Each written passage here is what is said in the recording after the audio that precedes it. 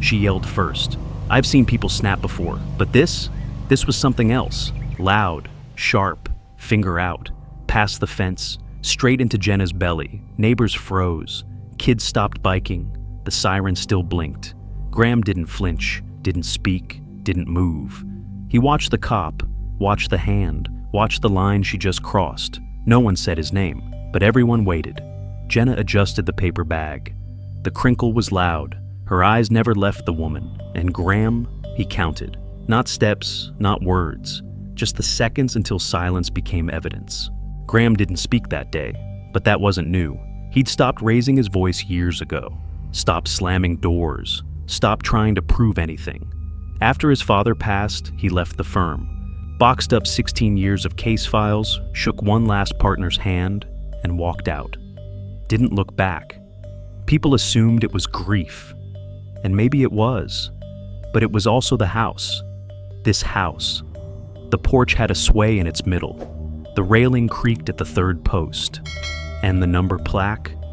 Redwood. Brushed silver letters, hand-painted. One rusty nail, dead center. His dad refused screws, said they made homes look temporary. That nail never moved until 3 weeks ago. It started with a letter, printed, folded, taped to the door. No signature, just, to remain in compliance with updated HOA aesthetics, replace non-standard address signage with uniform black-on-white plaque. Deadline, June 30th. Graham read it, folded it, put it back. That night, he stood under the porch light for a long time, just him and the plaque. His thumb traced the edge where the redwood had chipped. The paint had faded in places, but it was his father's hand, still there, still holding.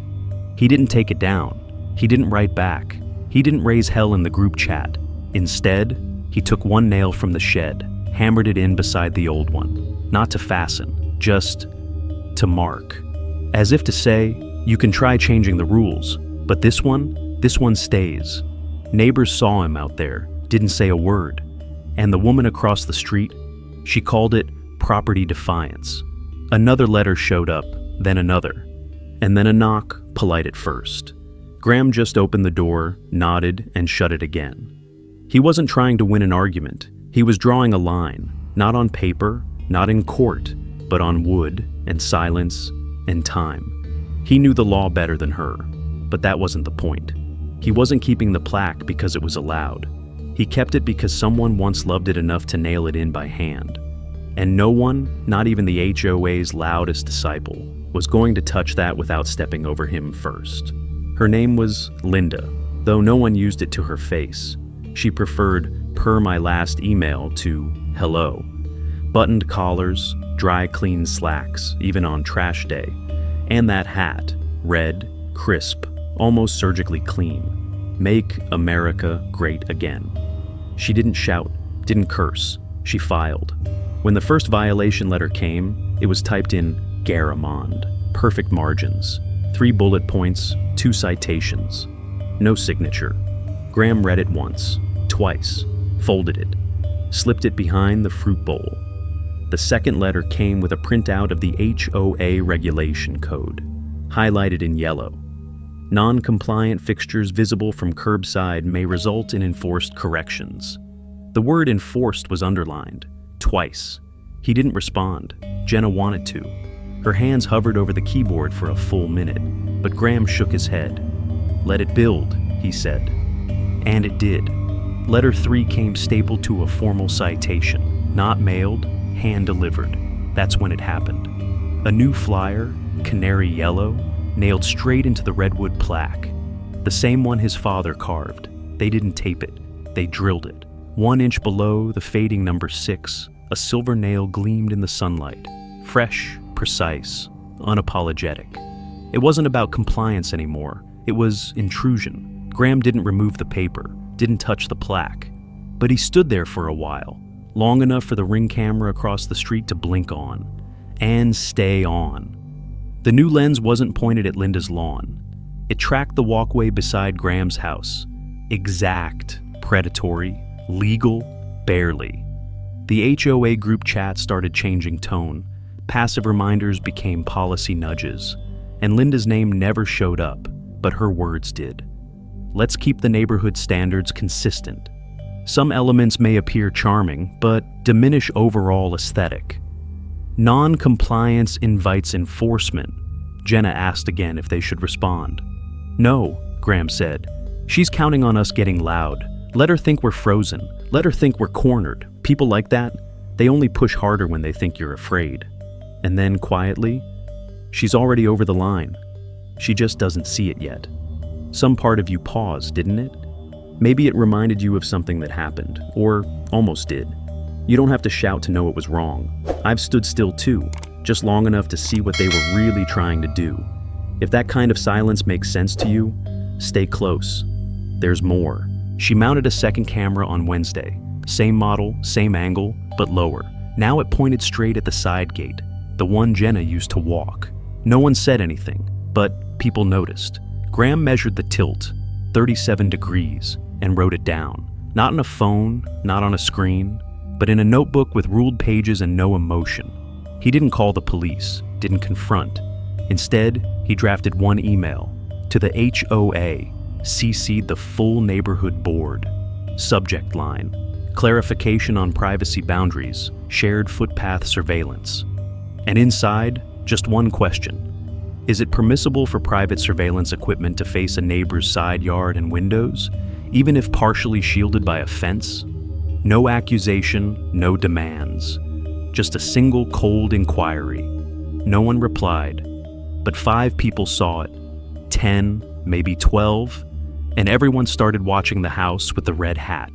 That night, Jenna walked past the camera again. She didn't speed up, didn't shy away. She stopped. One hand rested on her belly, the other adjusted the bag on her shoulder. Then, slowly, she turned and stared straight into the lens. Not angry, not scared, just still. Long enough for the porch light to flicker behind her. Long enough for the system to register motion. That recording stayed in the cloud, but its weight dropped into the street like stone. The next morning, Graham noticed something else. Mr. Bill, the neighbor who once argued about hedge height, paused near the fence. He bent down, looked at the old citation Linda had nailed into the wood, ran his finger along the staple, then looked across the lawn toward Graham. He didn't wave, didn't speak, just gave a slow, dry nod. Once, then walked away. Linda didn't stop. A third letter arrived, this time mentioning unreported gatherings and non-standard landscaping. Graham added it to the folder. He wasn't planning to respond. He was building a record.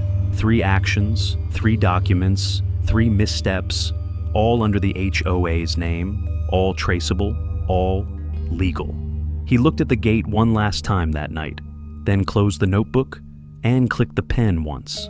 The sound was soft, but the silence after it, that was the real signal. The letter came on a Thursday, typed, stamped, HOA official.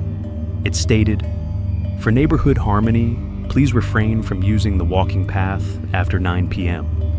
Graham didn't respond. He circled the time in pen, then closed the envelope, placed it neatly in his folder. He waited. The next community meeting was already scheduled. Same folding chairs, same weak coffee, same faces trying not to yawn. Graham arrived early, sat near the middle, took nothing but the folder. Linda entered last, hair tight. MAGA hat tucked under her arm this time, like she thought it would soften the glare. She brought a printed packet, spoke first, cited 3 bylaws, claimed quiet hours and property order as reasoning. Some nodded. Most didn't know where to look. When she finished, Graham waited 3 beats, then opened his folder, pulled out 1 page. He stood, spoke 1 sentence. I asked last week about camera placement. The only answer I got was a curfew. Silence, then a shifting of chairs. A man coughed. Linda's mouth opened, but nothing came out. Graham held up the HOA handbook, 2008 edition, binding cracked, corners bent. Page 42, Clause 6. B. No enforcement may override fundamental rights to personal privacy or mobility. He didn't read it aloud, just placed it on the table, face up, stamped, signed. Linda reached for her copy. He slid it an inch closer to her side. Then came the voice. Not his. A young woman, 3 seats over, quiet until now. If her camera faces my window, can I request it be taken down? Heads turned, not toward her, toward Linda. She didn't answer. The room did. A murmur, then another. From the back, the HOA secretary shifted. An older man. Didn't speak either, just looked at Graham. A small nod, barely there, but it landed. Graham didn't press, didn't gloat. He simply closed the folder and leaned back, one hand resting on his knee, the other still on the page. Linda looked smaller now, the packet in her hand slightly crumpled, the red hat untouched. She thought she was using the rules, but the room had shifted, not with shouting, not with force, just one question, one document, and the feeling that someone in that room had been watching longer than she realized. Monday morning, the letter arrived, official seal, stamped again. This time, notice of community disruption, pending legal review. Graham read it once, then again. The accusation was bold, that he was undermining public order by initiating emotionally destabilizing discussions, that he had manipulated perception within the HOA through misleading communication. No direct mention of Linda, but everyone knew. By noon, the letter had made the rounds, whispers at the corner mailbox, side glances on morning walks. That night, Graham sent an email, same subject line as before, clarification, just facts. Attached, 1 PDF, a voice clip under 30 seconds. The clip played her voice, Linda, 2 months ago, at the HOA meeting, saying, "We don't need to escalate things with legal threats. This should stay civil." Graham's new letter quoted her current claim, that he had destabilized the peace by doing exactly what she had promised never to do. It was precise, time-stamped, neutral in tone. He said nothing more, just hit send. 5 minutes later, a reply all, from a woman who never spoke, HOA treasurer. "I was in that meeting. That's not what she said." Another reply, then another. By morning, the thread had over 30 responses, all short, all real. At the next meeting, Linda didn't sit up front. She brought no folders, no hat. Halfway through, someone finally asked the question, "Was it true?" She tried to answer, stumbled, something about context, about intention. No one corrected her, no one defended her, but no one believed her either. From the back row, Graham turned the ring on his finger once, then stood. Not to speak, just to leave.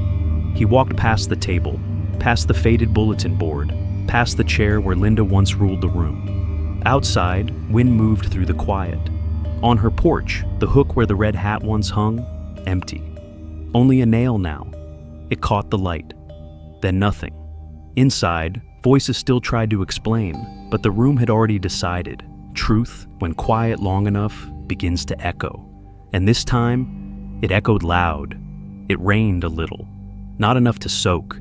Just the kind that settles dust and keeps people inside. Jenna walked the sidewalk like she always wanted. One hand on the stroller, the other on the railing. No glances, no footsteps behind. No more camera light blinking from across the street. Graham stayed behind. In the garage. Opened the old drawer, second from the bottom. Inside was the sign. Wood faded, silver lettering chipped.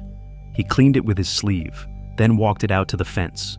2 screws, no drill, just the old manual driver his dad left behind.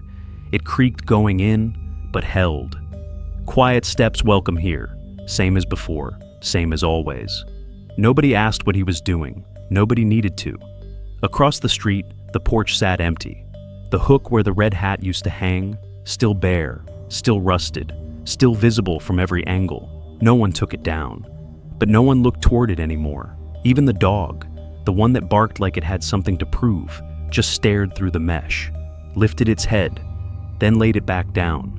No curtain twitched, no voice called out. The whole block, just quiet. Jenna passed the driveway where the first camera had gone up. It was gone now. No one announced it, no apology, just removed. And on the mailbox, someone had taped over the old "Notice to Comply" with a strip of brown paper, blank, but not forgotten. By the time Graham stepped back inside, the sign was already catching water, darkening along the grain, sinking into the wood like it belonged there. He didn't sit, didn't speak, just looked out the window, saw Jenna pause by the last square of sidewalk, the one Linda once called common ground. Now, it was just ground. Jenna looked up, saw the nail across the street. It hadn't fallen, but time had stopped saluting it. The silence wasn't heavy anymore. It felt returned. And in that quiet, something settled. Not everyone wants to win. Some just want no one to touch what they've guarded too long. Sometimes protection doesn't look like a wall. It looks like a sign, quietly nailed back where it used to be. Sometimes justice isn't loud. It's a woman pushing a stroller, walking past the house that once tried to erase her peace. No one apologized. No one had to.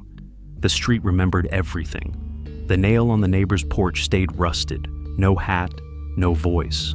Only the wind knew where the weight had gone. People stopped talking about it, but they started nodding when they passed Graham. Some wars end not in victory, but in the right to return, to walk a sidewalk without fear, to leave a wooden sign exactly where it should be.